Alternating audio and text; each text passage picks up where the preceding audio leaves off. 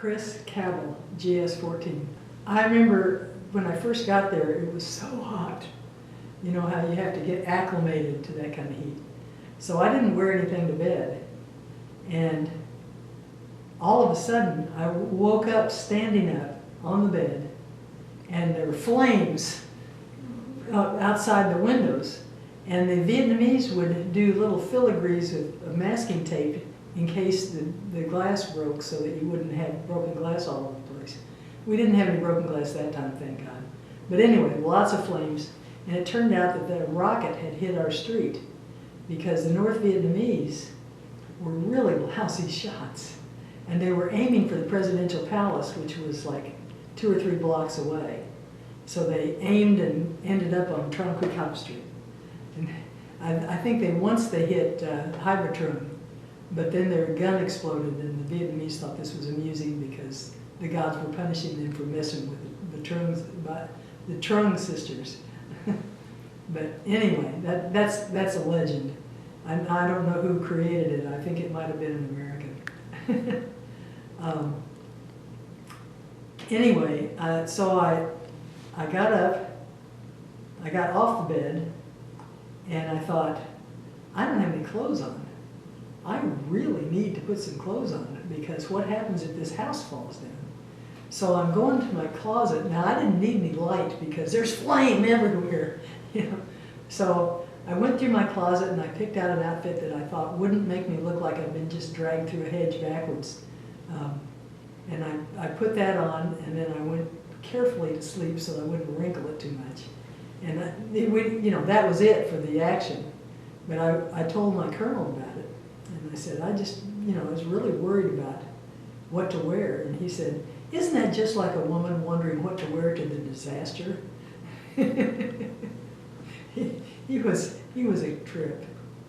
As a matter of fact, he was my feminist model. He had 4 or 5 daughters. He wanted to make sure that his daughters got the same breaks as the guys. And it was coming apparent to him that they didn't, and they wouldn't. And so the colonel was just one of my favorite people. It was so different. The Filipinos wore like indigenous people's clothes, skirts for the women, and you know, slacks and everything for the men. In Vietnam, the women are all wearing alzais or simulations thereof, and they wore these like black satin pants under their alzai because the alzai has long sleeves, a high neck, and the bottom tail goes all the way, almost to some people, all the way to their ankles. So there's a flap in front and a flap in back, and they were very graceful. The Vietnamese women were beautiful. You know, they were just a whole different species, you know. And it was interesting to see. And one of the things that I noticed was that there were a lot of folks who had been burned out of their villages. And the Ting family was very kind to them. This one guy had 2 or 3 children, and he was a cyclo driver, you know, the little bicycle thing that you ride around in. And so they set up housekeeping on the median strip between the sidewalk and the street. There were trees there and grass and everything, so they just basically set up camp there.